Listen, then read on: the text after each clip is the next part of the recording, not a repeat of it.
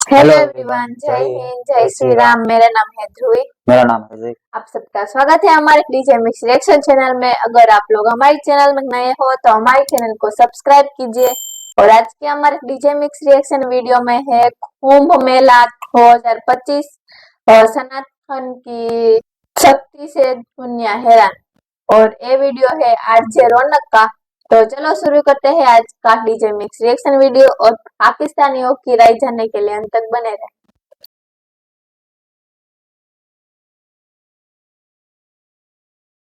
दोस्तों, पुराणों में समुद्र मंथन की मशहूर कथा है। ये कथा बताती है कि जब देवता और असुर समुद्र मंथन कर रहे थे तभी धन्वंतरी जी अपने हाथ में अमृत कलश लेकर बाहर आते हैं। अब ये अमृत कलश देवता और असुर दोनों के लिए जरूरी था। देवताओं को पता था कि अगर उन्हें जिंदा रहना है तो अमृत चखना ही होगा। तो धन्वंतरी जी के बाहर आते ही देवताओं ने उनसे अमृत कलश ले लिया। देवताओं से ये कलश छीनने के लिए असुर उनके पीछे भागने लगे। असुरों से बचने के लिए देवता 12 दिन तक भागते रहे। ये 12 दिन देव समय के 12 दिन थे, न कि हमारे समय के। इन 12 दिनों के दौरान जिन 4 जगहों पर यह अमृत कलश छलका, उन्हीं 4 स्थानों पर हरिद्वार, नासिक, प्रयागराज और उज्जैन में ये कुंभ मेला लगता है।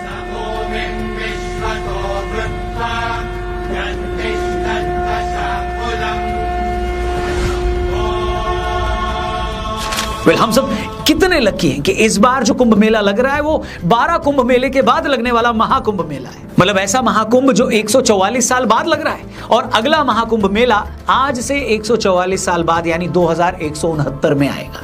अब आप ये दिन देख रहे हैं तो सोचिए हमसे और आपसे ज्यादा भाग्यशाली और कौन होगा। और ये कहने में कोई हर्ज नहीं है कि जितना ये दुर्लभ संयोग है, इस बार महाकुंभ मेले का आयोजन उतना ही भव्य है। इस मौके पर प्रयागराज का जो नजारा है उसकी चर्चा पूरी दुनिया में हो रही है। प्रयागराज में इस वक्त जो हो रहा है वो इतना विशाल, इतना यूनिक है कि इसे मानव इतिहास का सबसे बड़ा आयोजन बताया जा रहा है। अभी मकर संक्रांति के दिन हुए पहले स्नान में 3.5 करोड़ लोगों ने डुबकी लगाई। मतलब इस दिन प्रयागराज शहर में इतने लोग थे जितना दुनिया के अरबों सालों के इतिहास में किसी एक शहर में एक मौके पर नहीं थे। मतलब जितनी ऑस्ट्रेलिया की कुल आबादी है उतने लोगों ने तो एक साथ मकर संक्रांति पर स्नान कर डाला। क्या आप भी ये बताने की जरूरत है कि ये आयोजन कितना बड़ा और कितना भव्य है।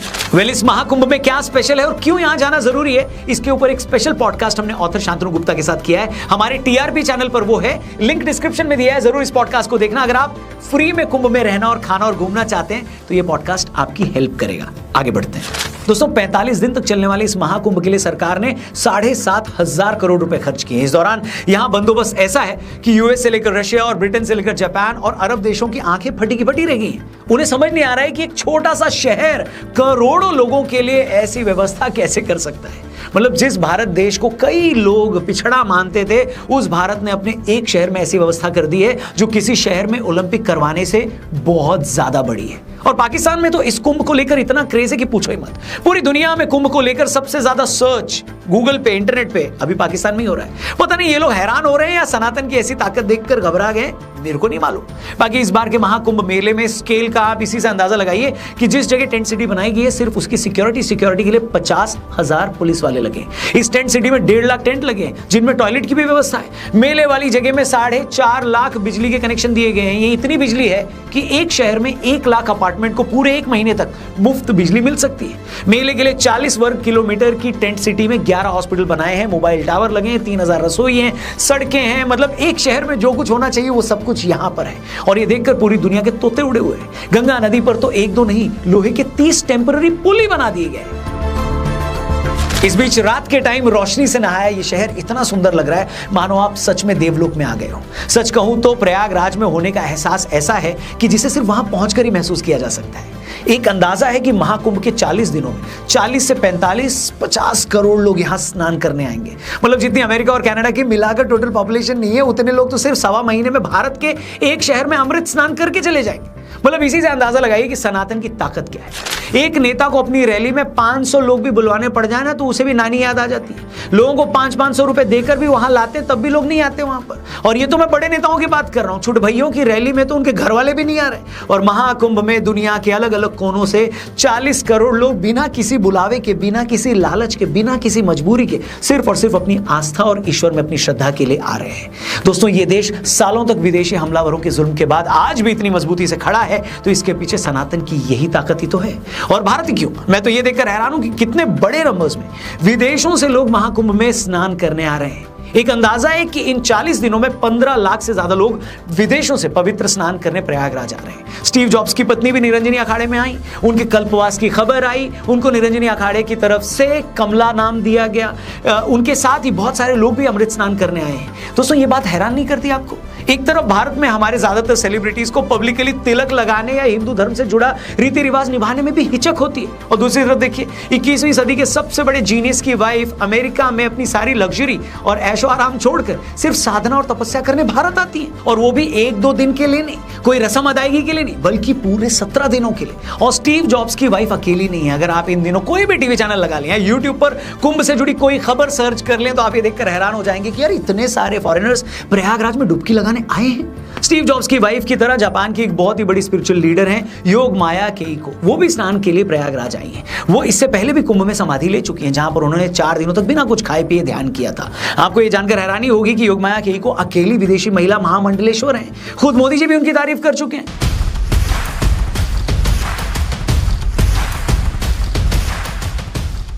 मगर महाकुंभ के इस पूरे माहौल के बीच सबसे ज्यादा ध्यान अगर कोई खींच रहा है तो वो है नागा साधु। कहने में कोई हर्ज नहीं है कि नागा साधु आज भी इस देश में करोड़ों लोगों के लिए एक मिस्ट्री है। लोगों को नहीं पता कि ये लोग सिर्फ कुंभ के टाइम में क्यों दिखते हैं। लोगों को ये नहीं पता कि ये लोग कुंभ से पहले कहां होते हैं और फिर कुंभ के बाद कहां चले जाते हैं। तो आइए आपको नागा साधुओं से जुड़ा एक एक फैक्ट भी यहां बता देते हैं। दोस्तों, नागा साधु शब्द कैसे बना, इसे लेकर 2-3 मान्यताएं हैं। पहली मान्यता तो यह है कि नागा शब्द का संस्कृत में मतलब होता है पहाड़ या पहाड़ जैसा तना हुआ।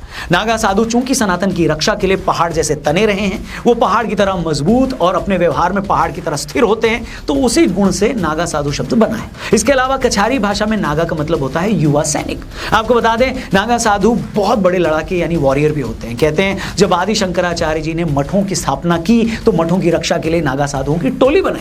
कुछ लोग तो इन्हें दुनिया के सबसे पुराने योद्धा बताते हैं। इन्हें सिंधु घाटी की सभ्यता से भी पुराना बताया जाता है। कहते हैं 1748 में जब अब्दाली की सेना ने हमला किया था, तब नागा साधुओं की फौज ने ही उनके खिलाफ युद्ध लड़ा था। आज भी भारत में 4 लाख के करीब नागा साधु हैं जो कभी भी देश की हिफाजत के लिए लड़ सकते हैं। इतनी बड़ी तो कई देशों की फौज भी नहीं होती।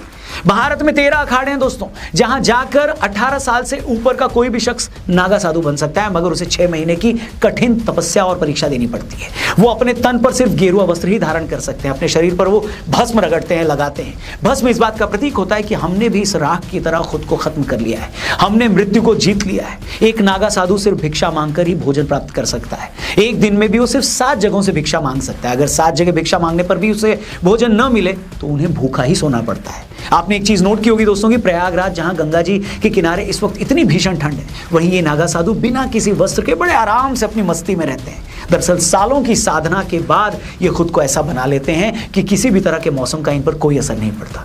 ये इस हद तक शरीर को जीत लेते हैं कि अपने शरीर के साथ कुछ भी कर सकते हैं। आप और हम अगर कुछ सेकंड के लिए भी हाथ लगातार ऊपर उठाकर रखें तो शायद थक जाएं, मगर कई ऐसे नागा साधु हैं जो हठ योग से कई सालों से अपना एक हाथ ऊपर उठाकर तपस्या कर रहे हैं। अब लोग ये भी सवाल पूछते हैं कि नागा साधु अक्सर कुंभ पर ही क्यों दिखते हैं, इससे पहले और बाद में कहां चले जाते हैं। तो इसका सीधा सा जवाब यह है कि ये लोग बहुत ही कठोर तप करते हैं, हमेशा साधना में लीन रहते हैं। इसके लिए अक्सर पहाड़ों, और पहाड़ों में भी वीरान जगह पर चले जाते हैं जहां इनकी तपस्या में किसी तरह की रुकावट ना हो। लेकिन जैसे ही कुंभ लगता है, ये लोग समाज तक अपना संदेश पहुंचाने के लिए वापस आ जाते हैं। आज प्रयागराज में अलग अलग अखाड़ों में जो आप इतने नागा साधु देख रहे हैं, वो सब इसी मकसद से यहाँ आए हैं और कुंभ के समापन पर फिर चले जाएंगे। नागा साधु के साथ इतना रहस्य जुड़ा हुआ है कि अगर मैं यहाँ उनके बारे में आधा घंटा और वर्णन करूं तब भी उनकी शख्सियत आप तक पहुंचा नहीं पाऊंगा। इसे समझने के लिए आपको उनके साक्षात दर्शन करने होंगे। अभी इसी महाकुंभ में IIT बॉम्बे से ग्रेजुएट अभय सिंह जी को जब लोगों ने साधु के तौर पर देखा तो हैरान हो गए लोग।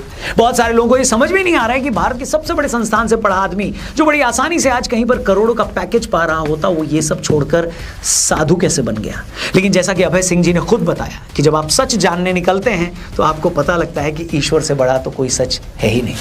खैर, वीडियो के आखिरी हिस्से में मैं एक बात का जिक्र जरूर करना चाहूंगा। भारत में ऐसे होशियारों की कमी नहीं है दोस्तों, जो हिंदुओं के हर ऐसे धार्मिक आयोजन पर यह सवाल पूछना नहीं भूलते कि इतना खर्चा करने की क्या जरूरत थी, इतने में तो इतने अस्पताल बन जाते।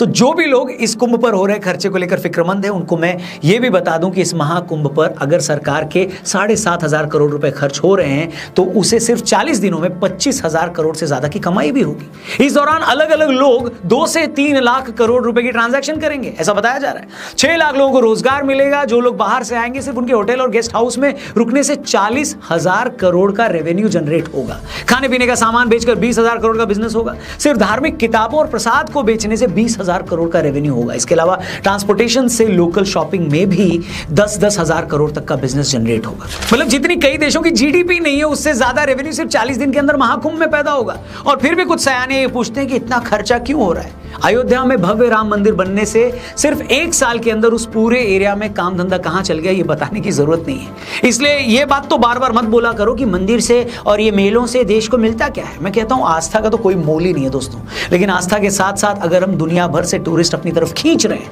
लाखों लोगों को रोजगार दे रहे हैं, लाखों करोड़ों का रेवेन्यू जनरेट कर रहे हैं, तो हर्ज क्या है। खैर बाकी मैं इस पवित्र मौके पर पैसे की और बात करके इसकी पवित्रता को कम नहीं करना चाहूंगा, लेकिन इतना जरूर कहूंगा दोस्तों कि अगर आपके लिए पॉसिबल हो जरा सा भी तो इस महाकुंभ में स्नान करने जरूर जाएं। एक ऐसा मौका जो आज से 144 साल पहले आया था और 1 महीने के बाद फिर 144 साल बाद आएगा, उसे मिस नहीं कर सकते आप और हम बहुत भाग्यशाली हैं कि हम ऐसे वक्त में जी रहे हैं जब हमें ये दिन देखने को मिल रहा है। तो इस मौके को बिल्कुल मत गंवाइए। इनफैक्ट कैसे कई लोग फ्री में महाकुंभ में रह सकते हैं, खाना खा सकते हैं और वहां घूम सकते हैं, इस सुविधा का लाभ कैसे उठा सकते हैं, इसके ऊपर एक अमेजिंग पॉडकास्ट आपको देखना बनता है। डिस्क्रिप्शन में लिंक दिया है, पिन कमेंट में लिंक दिया, जाकर उस पॉडकास्ट को जरूर देखिए और इस वीडियो को अपने हर एक दोस्त से जरूर शेयर करिएगा। हाँ, आप कुंभ कब जा रहे हैं और कहां से जाने वाले हैं वो भी कमेंट करके जरूर बताइएगा। तब तक अपना ख्याल रखिए। Thank you for watching. जय गंगे मैया, हर हर महादेव, शंभो शिव शंभो।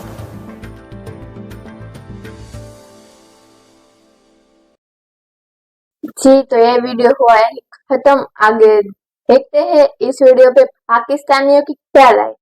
आप लोग भी अंत तक बने रहे। देश विदेशों से बहुत सारे लोग आ रहे हैं और बहुत बड़े बड़े लोग आ रहे हैं। ऐसे लोग आ रहे हैं जिनके पास ना पैसे की कमी है, ना इज्जत की कमी है, ना शोहरत की कमी है, किसी चीज की कोई कमी नहीं है। हर चीज उनके पास वाफर मिकदार में मौजूद है, लेकिन फिर भी वो सनातन धर्म की तरफ खींचे चले आ रहे हैं। और इतना बड़ा एक कह लें कि वो समझ रहे हैं कि उनको इतना बड़ा मौका मिला है कि यहाँ पे आने का और पवित्र नदियों में स्नान करने का। हमने रात को ना मैंने एक वीडियो देखा है, उसमें एक स्पेनिश डॉक्टर हैं और वो आके साधु बन गई हैं। महाकुंभ मेला में वो आई हैं और आकर वो साधु बन गई हैं। साध्वी बनने के बाद उन्होंने कहा है कि मेरा पूरा परिवार डॉक्टर है और मैं भी डॉक्टर हूँ, लेकिन मेरे अंदर वो शांति नहीं थी, वो सुकून नहीं था, उस चीज की मुझे तलाश थी और सालों के बाद मुझे वो चीज प्राप्त हुई है। और सनातन धर्म के साथ जुड़ने के बाद मेरे जो गुरु हैं उन्होंने मुझे 10 मिनट का टास्क दिया था कि एक ठंडी जगह है, ठंडा पहाड़ है, बर्फ वहां पे बर्फबारी हो रही है, लेकिन आपने वहां पे 10 मिनट तक लगातार पूजा करनी है। तो वो कह रही थी कि मैं इतनी खुश थी अंदर से, इतनी पुरसकून थी कि मैंने वहां पे 40 मिनट तक लगातार वहां पे तपस्या की और पूजा की। भाई साहब कह रहे थे कि आप हमें कोई भजन, कोई शिव मंत्र कुछ सुना सकती हैं। उन्होंने कहा मुझे आता सब कुछ है, लेकिन मैं सुनाऊंगी नहीं क्योंकि ये शो ऑफ हो जाता है। और साधु लोग जो होते हैं वो शो ऑफ नहीं करते। सनातन धर्म के साथ अटैच होने के बाद लोगों की जो अंदर की मैं है वो मर जाती है। मैंने ये ऊपर ये जैकेट पहनी हुई है, इसमें बैठूंगा तो वो भी मैं ठिठुरता रहूंगा कि यार ठंड होगी या वो सर्दी है। और एक ऐसी जगह पे आप बिल्कुल वस्त्र आपके ऊपर नहीं है, बिल्कुल कपड़े नहीं है और बिल्कुल उस हालत में आप बैठे हुए हैं और उसमें लीन है। और ये फीलिंग आपको इनर सोल की फीलिंग हो तो तभी आप इन चीज़ों से मुक्त हो सकते हैं, ठंड, सर्दी, गर्मी और इन चीज़ों से। वरना एक नॉर्मल इंसान जो है वो कहीं ना कहीं फील करेगा उस सर्दी को, उस ठंड को। और नो डाउट कि अगर 10 मिनट से ज़्यादा आप ऐसी सिचुएशन में रहते हैं तो हाइपोथर्मिया जो है वो हो जाएगा भाई, कंफर्म बात है। नमूनिया आपको हो जाएगा और बहुत सारी शिकायत जो ऐसी चीज़ें होंगी। लेकिन I am shocked, I am surprised कि उन लोगों को बिल्कुल कुछ नहीं होता और वो अपनी उस इबादत में, उस चीज़ में लीन रहते हैं।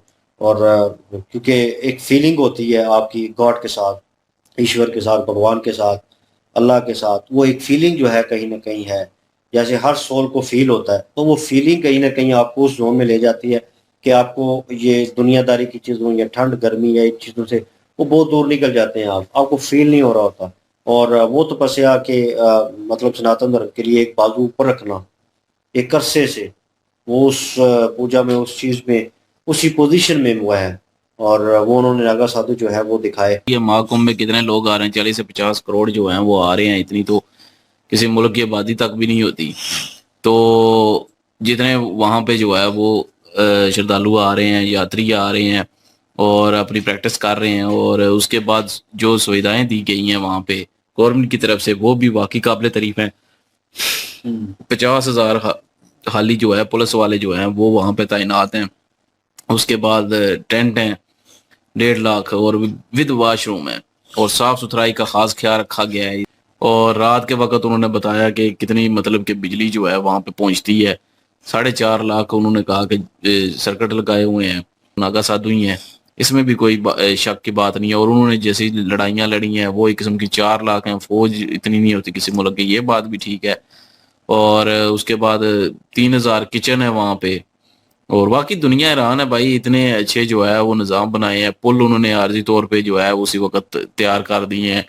तो बहुत काम हुआ है, बहुत सुविधाएं मिली हैं लोगों को। जिस तरह के वहाँ पे इंतज़ामात हैं वो दाद देनी पड़ेगी उत्तर प्रदेश गवर्नमेंट को। जो नज़ारा है वहाँ पे प्रयागराज का, वो पूरी दुनिया में इस वक्त चर्चा का विषय बना हुआ है। और वहाँ पे नागा साधुओं की जो एक लंबी कतारें तादाद हैं, और जो वहाँ पे आए हुए यात्री हैं, और उनका जो अंदर की जो भावनाएं हैं वो सुन सुन के मन को खुशी भी हो रही है, और एक अलग तरह का एहसास भी है कि दुनिया में एक युग ऐसा भी है, एक वर्ष जो इस तरह का जिनको मौका मिला है और वो स्नान करते हैं और उनके जो अपने पापों से मुक्ति हासिल करते हैं और मन की शांति हासिल करते हैं। वो एप्पल की सीईओ की बीवी हो, या कोई एक्टिंग से रिलेटेड साध्वी बन गई हो, या कोई भी जो आए हुए पूरी दुनिया से लोग यात्री हैं यहाँ पे, अपनी अपनी इस्तेताअत ज़ाहिर उनके पास धन दौलत पैसा वो चीज़ें वो सहूलियत थी, उन्होंने उसको अवेल किया और वहाँ पे आए हुए हैं और इस बेहतरीन इवेंट का जो वो हिस्सा भी बन रहे हैं। जी, तो ये था आज का हमारा डीजे मिक्स रिएक्शन वीडियो। और सच में आज का वीडियो देख के बहुत मजा आया।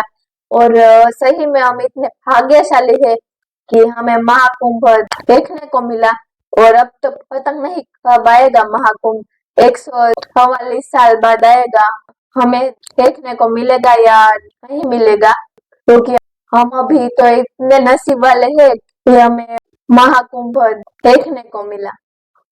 और ये यूपी गवर्नमेंट भी काबिल तारीफ है कि इतनी आज दुनिया हैरान है ये सब देख के। और इतने छोटे से शहर में उन्होंने इतनी बड़ी सुविधा, वहाँ पे फ्री में खाना, फ्री में रहना, और लाइटिंग भी इतनी है, और इतनी सुविधा उसने की इतने छोटे से शहर में। सुरक्षा है। हाँ, और जो पाकिस्तान में आर्मी है ना, उनसे भी ज्यादा तो हमारे नागा साधु है। और ये सिर्फ नागा साधु नहीं है, वो हमारे सनातन धर्म की आर्मी ये हमारी आर्मी तो अलग है, पर ये हमारे सनातन धर्म की आर्मी है, ब्लैक कमांडो। Black commando. और ये हमारा सनातन धर्म के कमांडो ऐसे है कि और सर्दी हो, गर्मी हो या बारिश हो, उनको कोई फर्क ही नहीं पड़ता। और उसके सामने कोई आ जाए ना तो उनका खेल खत्म ही हो जाता है। ये लोग सनातन के रक्षा के लिए हमेशा खड़े रहते हैं, और उनकी तपस्या भी इतनी कठिन होती है। हाँ, और वो पाकिस्तानी रिएक्शन वाला क्या बोल रहा था कि हर कोई विदेशी आज सनातन में जुड़ रहा।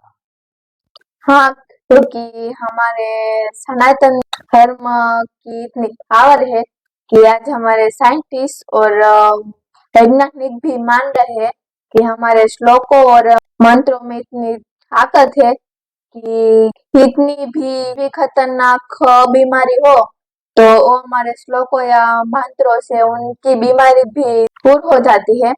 और कितनी भी कठिन परिस्थिति हो, सर्दी हो, गर्मी हो या बारिश हो, और खाए पिए बिना भी कितने दिन तक कह सकते हैं इतनी पावर है हमारे सनातन धर्म की और हमारे श्लोकों और मंत्रों की। ऐसी तो कितनी साधनाएं हो, हम्म, वो विदेशी लोग यही महसूस और जानने के लिए आ रहे हैं। आ- और वो जो पाकिस्तानी मीडिया वाली फिजा खलीफा हर वक्त चिल्लाती रहती है कि इंडिया गरीब है और उनके आवाम में कोई खाना पीना या रहने की सुविधा नहीं मिलती।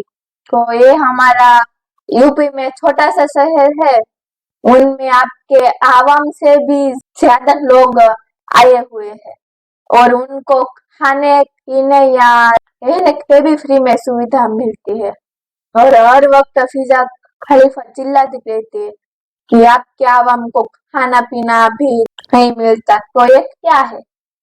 जी, तो ये था आज का हमारा डीजे में सिलेक्शन वीडियो। आप सबको कैसा लगा हमें कमेंट कीजिए और इस महाकुंभ के बारे में आप लोग क्या कहना चाहते हैं वो भी हमें कमेंट कीजिए।